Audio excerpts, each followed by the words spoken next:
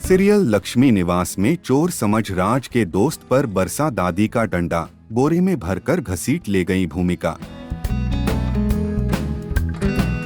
जी हां, सीरियल लक्ष्मी निवास में इन दिनों हाई वोल्टेज ड्रामा देखने को मिल रहा है।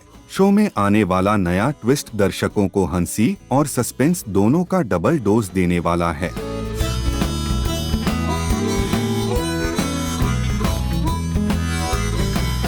दरअसल राज अपने एक दोस्त को घर भेजता है, लेकिन इस बात की भनक भूमिका और दादी को नहीं होती। दोनों को लगता है कि घर में कोई चोर घुस आया है।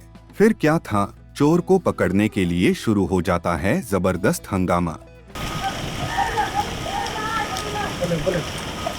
ड्रामेटिक सीक्वेंस में भूमिका और दादी उस शख्स को बिना उसकी सच्चाई जाने उसे चोर समझ बैठती हैं। इसी बीच दादी का गुस्सा 7वें आसमान पर पहुंच जाता है और वह अपने डंडे से राज के दोस्त के सिर पर वार कर देती हैं। डंडा लगते ही राज का दोस्त बेहोश हो जाता है। इसके बाद भूमिका भागकर रस्सी और बोरा लेकर आती है।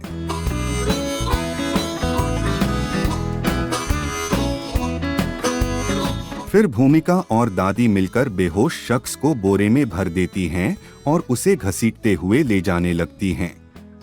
दोस्ती के चक्कर में तो मैं आ गया हूँ यहाँ पर अपने दोस्त से मिलने के लिए, लेकिन अब यहाँ आने के बाद दोस्त क्या क्या कर रहा है वो धीरे धीरे मुझे ही पता चलेगा। और बाकी एक बार मुझे पता चल जाए फिर आप लोगों को पता चलेगा कि क्या ज़्यादा। मैं तो अच्छे विचारों के साथ आया था कि अपने दोस्त को सरप्राइज़ दूंगा, बट मेरे जो दोस्त के 2 सिपाही हैं उन लोगों ने मुझे ही सरप्राइज़ दे दिया।